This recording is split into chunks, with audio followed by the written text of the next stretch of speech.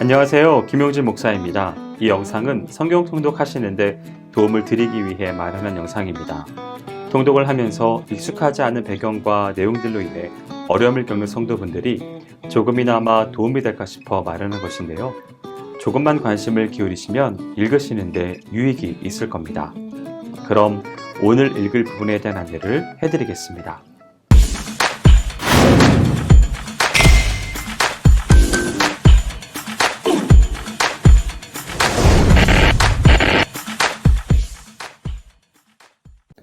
오늘 읽을 본문은 요한계시록 19장에서 22장까지입니다. 19장은 하나님이 주도해 오신 말세의 환란에 대한 묵시 기록을 일단락하고 대종말 사건 중에 첫 사건인 우리 주 예수 그리스도의 재림 장면에 대한 묵시를 보도합니다. 1절에서 10절은 하나님이 이 땅에서의 마지막 심판인 바벨론 심판을 찬미하는 동시에 그 사실을 통해 이제 있을 그리스도의 영광된 승리를 찬송하는 최후의 승리에 대한 의미를 담고 있습니다.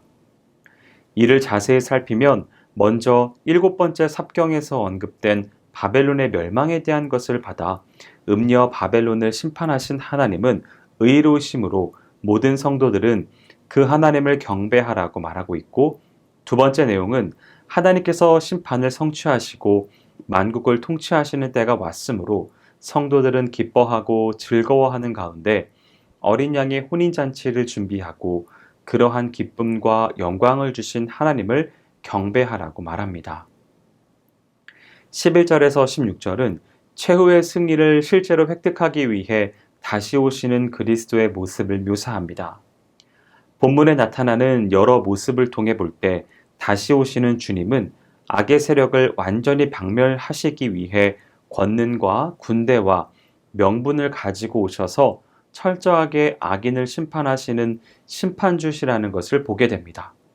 즉, 재림의 주님은 심판의 주님으로 오신다는 것입니다. 17절에서 21절은 그리스도의 재림으로 말미암아 아마겟돈 전쟁에서 멸망할 짐승과 및 그의 추종자들의 파멸에 관해 묘사하고 있는 부분입니다. 본문은 싸움의 과정은 생략된 채 곧바로 하늘의 새들에게 전쟁에서 패배한 악인들의 시체를 먹으라고 하는 천사의 선언으로 그리스도의 군대가 일방적으로 승리했다는 것을 암시해 놓고 있습니다. 한편 이렇게 악의 세력의 대패가 묘사된 뒤에 악의 세력의 대장들인 짐승과 거짓 선지자가 잡혀 영원히 나올 수 없는 지옥에 떨어지게 되고, 그들을 따르던 불신자들은 죽임을 당하게 된다는 이야기가 뒤이어 묘사되면서 본문이 마감됩니다. 20장은 천년 왕국에 대한 묵시와 전 인류의 심판에 대한 묵시를 기록하고 있습니다. 1절에서 10절은 천년 왕국에 대한 설명이 나옵니다. 이 본문은 해석이 난해하고 논란이 있는 부분입니다. 천년 왕국이 언제 일어나느냐에 따라 천년 왕국 이전에 예수 그리스도가 재림한다는 전천년설, 그리스도의 재림 이전에 천년 왕국이 있다는 후천년설, 천년이란 상징적 기간으로 실제적인 천년 왕국은 없다는 무천년설의 세 가지로 나눌 수 있습니다.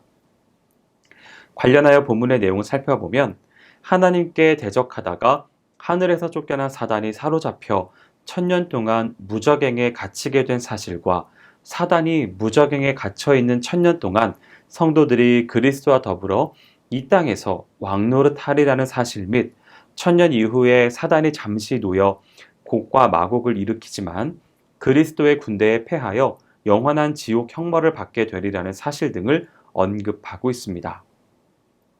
11절에서 15절은 모든 악의 세력이 최종적으로 심판을 받는다는 내용을 전개합니다. 요한이 묘사하고 있는 최후의 대심판 장면은 매우 간략합니다. 그러나 그 간략한 묘사 속에는 인간이 도저히 상상할 수 없는 위엄과 엄숙함과 엄정함이 담겨져 있습니다. 최후의 대심판의 위엄은 심판자가 앉으신 거룩하고 정결한 보좌에서 나타나며, 엄숙함은 그 위엄 앞에서 사라져 없어진 하늘과 땅을 통해 드러납니다. 그리고 엄정함은 그 누구도 이론을 제기할 수 없도록 정확하게 기록된 행위의 책과 생명책에 의해 확증됩니다. 그리하여 만인은 절대적인 판결에 의해 추호의 어그러짐이 없이 공정하게 심판을 받아 악을 따른 자는 영벌로 그리스도를 따른 자는 영생으로 들어가게 되는 것입니다. 21장은 새 하늘과 새 땅 및 새 예루살렘에 대한 묵시들이 나오는 장입니다. 1절에서 8절은 영원한 안식 세계의 특징들을 설명해 주고 있습니다. 영원한 안식 세계의 첫 번째 특징은 그 세계가 비록 현 세계를 개조한 것이지만 현 세계와는 완전히 다른 새로운 세계라는 점이며, 두 번째 특징은 마치 부부의 삶이 그렇듯이 성도들이 하나님과 동행하는 삶을 산다는 것입니다. 그리고 세 번째 특징은 옛 세상에 있던 모든 고통과 눈물과 질곡이 완전히 없다는 점입니다. 한편 본문은 이러한 하나님의 나라의 특징을 묘사한 뒤 아울러 이기는 자는 그 나라에 들어가고 악을 행하는 자는 들어가지 못한다는 말을 덧붙임으로써 독자들로 하여금 악을 행하지 말고 그리스도를 믿고 승리함으로 구원에 이르라고 권면하면서 끝을 맺습니다. 9절에서 17절은 새 예루살렘 성의 기원과 모양과 규모를 묘사해 주고 있습니다. 이 성의 기원은 하나님 자신이고 이 성의 모양은 하나님의 영광을 입고 있어 고귀하고 순결하며, 이 성의 규모는 약속의 백성들을 다 온전하게 수용할 수 있을 정도의 크기와 구조로 잘 축성되어 있다고 밝힙니다. 18절에서 21절은 새 예루살렘 성을 지은 재료에 관해 설명해 주고 있습니다. 본문이 언급하고 있는 새 예루살렘 성의 축성 재료들은 모두 이 세상에서 가장 귀한 것으로 여겨지는 보석들로서, 이것은 분명히 하늘나라에서의 성도와 성도의 삶이 빛나는 보석과 같이 찬란하고 고귀하며 영구하다는 것을 상징해 주는 것입니다. 사실 이 세상의 그 어떠한 귀한 것으로도 실제로는 하늘나라의 고귀한 특질과 내용들을 표현할 수 없습니다. 다만 본문은 이 세상에서 가장 귀한 것들로 하나님의 나라의 고귀함을 비유적으로나마 표현해 놓은 것입니다. 22절에서 27절은 예루살렘 성 안에서의 생활상을 묘사하고 있습니다. 천국에서는 언제나 하나님과 동행하며 살기 때문에 그곳에는 이 땅의 예루살렘에 있던 것과 같은 하나님이 특별히 임재하시는 장소로서의 성전이 필요하지 않습니다. 또한 천국에서는 어두운 생활이 없습니다. 즉, 악이 없다는 것입니다. 그래서 그곳에는 오직 빛과 영광만이 언제나 밝게 비추일 뿐입니다. 그리고 천국에서는 피곤도 없고 제약도 없습니다. 사람들은 그곳에서 마음껏 활동합니다. 그래서 그곳에는 통행을 제한하는 문 닫음도 없고 밤조차 없는 것입니다. 게다가 새 예루살렘에서는 그처럼 사람들이 마음껏 활동하되 무가치하거나 무의미한 일을 하지 않습니다. 그곳의 사람들은 언제나 하나님을 영화롭게 하며 자신들이 몸담고 있는 천국 사회를 온전케 하는 유익하고 선한 일만을 합니다. 천국에서는 하나님의 선하신 속성이 천국 시민을 통해 나타나기 때문입니다. 따라서 하나님의 속성을 그 삶을 통해 드러내지 못할 어두움에 속한 자들은 결코 천국에 들어가지 못하며 오직 빛에 속한 자들, 곧 생명책에 그 이름이 기록된 자들만이 천국에 들어갑니다. 22장은 요한계시록의 마지막 장이자 총 1189장으로 구성된 성경 전체의 마지막으로 묵시와 약속 그리고 경고의 내용이 담겨 있습니다. 1절에서 5절은 장차 성도가 들어가 살게 될 하나님의 나라와 그곳에서의 삶을 최종적이고도 결론적으로 언급해 놓았습니다. 그와 관련하여 본문은 인류가 상실했던 에덴 동산의 모습을 다시 그려주고 있습니다. 거기에는 다시 하나님으로부터 흘러나오는 생명수의 강이 흐르고 그 강물로 말미암아 생명나무가 무성하게 자라 주기적으로 실한 열매를 맺고 하나님의 나라 안에 있는 모든 이들은 그것으로 영생을 누립니다.